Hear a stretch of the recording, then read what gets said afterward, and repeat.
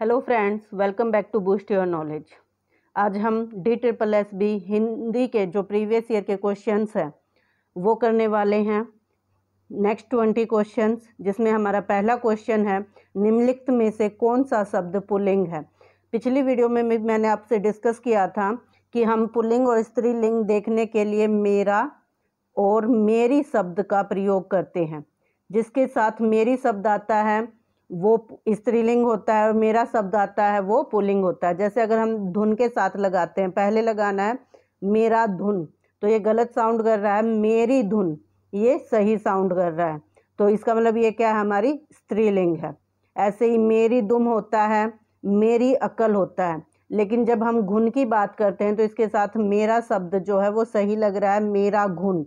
तो ऑप्शन जो है 3 वो हमारा राइट ऑप्शन हो जाएगा।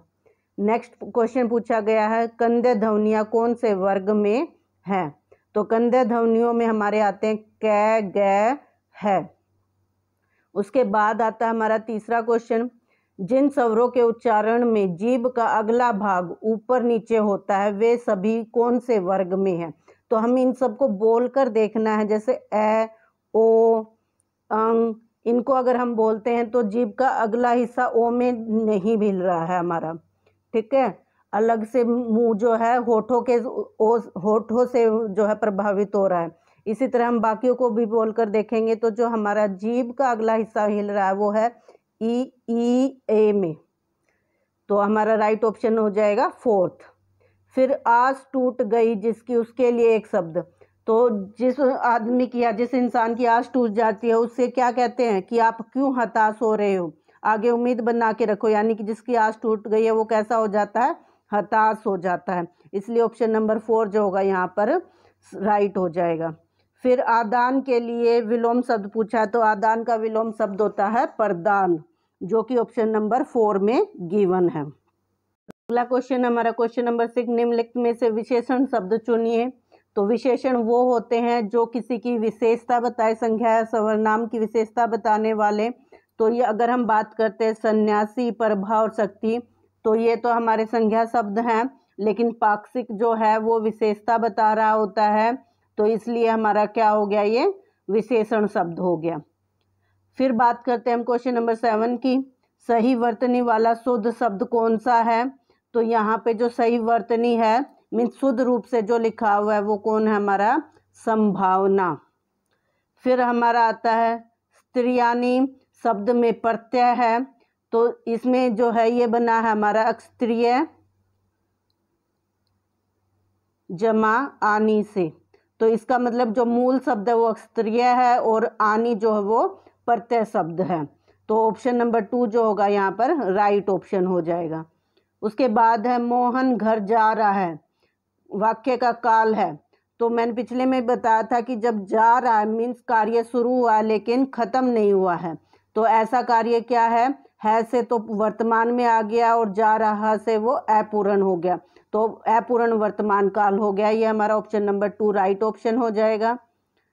फिर है हमारा तुम तुम्हारा सामान उठा लो, वाक्य अशुद्ध शब्द है, मीन्स इस वाक्य में कौन सा शब्द अशुद्ध है। तो जब हम हिंदी में प्रयोग करते हैं तो हम ऐसे बोलते हैं तुम अपना सामान उठा लो। तुम्हारा यहाँ पर क्या हो गया, गलत हो गया। यहाँ पर क्या आना चाहिए, अपना शब्द आना चाहिए, इसलिए ये हमारा गलत हो गया। तो ऑप्शन नंबर 4 जो होगा यहाँ पर राइट ऑप्शन हो जाएगा। फिर पूछा गया है कौन सा शब्द तद्भव है। तद्भव शब्द वो होते हैं जो संस्कृत से समान भाव में आए, मीन्स सेम नहीं आए लेकिन भाव वही है। तो इन तीनों को जब हम देखते हैं तो ये संस्कृत में प्रयोग होने वाले शब्द है, मीन्स तत्सम शब्द है, और काजल जो होगा हमारा वो तद्भव शब्द हो जाएगा। उसके बाद क्वेश्चन नंबर 12 है हमारा, निम्नलिखित में से तत्सम शब्द को पहचानिए। मीन्स संस्कृत में से जो यो के तो आ गए हैं, जो के तो शब्द इस्तेमाल होते हैं वो हमारे तत्सम होते हैं। अगर हम बाकियों को देखते हैं तीनों को तो वो तद्भव है, और चंद्र जो है चांद के लिए संस्कृत में प्रयोग किया जाता है और हिंदी में भी ऐसे के ऐसा चंद्र जो है प्रयोग किया जाता है, तब वो तत्सम शब्द कहलाता है। तो ऑप्शन नंबर 1 जो होगा हमारे यहाँ पर राइट ऑप्शन हो जाएगा। फिर है साफ इनकार करना, इस अर्थ की अभिव्यक्ति के लिए मुहावरा है। जब किसी को साफ इनकार किया जाता है तो क्या कहते हैं कि टकासा जवाब दे दिया। तो ऑप्शन नंबर 3 जो होगा हमारे यहाँ पर राइट ऑप्शन हो जाएगा। अगर हम बाकी मुहावरों की बात करते हैं, मिट्टी खराब करना यानी कि इज्जत खराब करना या बेइज्जती करना। फिर आएगा मुट्ठी में होना यानी कि वश में होना, और मुंह ताकना यानी कि किसी से आस लगाकर बैठना।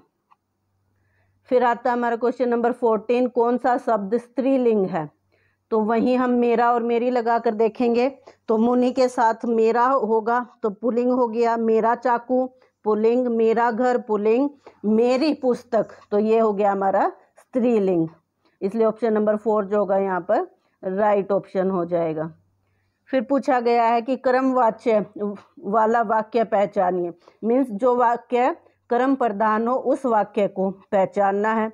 मैंने अपना सारा काम कर लिया, मैंने पर अधिक जोर है, मीन्स ये करता है तो कर्तावाच्य हो जाएगा। उससे सोया नहीं जा सका, सोया नहीं जा सका पर भाव जा रहा है तो ये भाववाचक हो गया।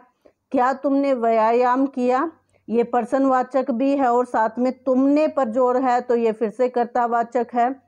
फिर उससे आज पढ़ा ही नहीं गया, पढ़ाई पर जोर जा रहा है कर्म पर, तो इसलिए ये क्या हो गया हमारा कर्मवाच्य वाक्य हो गया। तो ऑप्शन नंबर 4 जो होगा यहाँ पर राइट ऑप्शन हो जाएगा।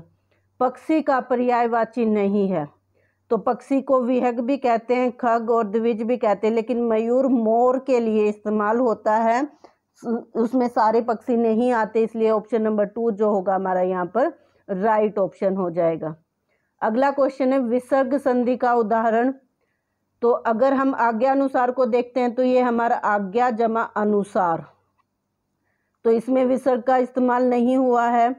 और फिर अगर तद अनुकूल को देखते हैं तो तद प्लस अनुकूल होता है, तथास्तु में तथा प्लस अस्तु होता है। जबकि अगर हम मनोरथ को देखते हैं तो ये होता हमारा मन है विसर्ग के साथ और प्लस रथ, तब जाके हमारा मनोरथ बनता है। तो मन है प्लस रथ में हमारा क्या है विसर्ग संधि है, जिसमें ये 2 बिंदी आती है उसको विसर्ग संधि बोला जाता है।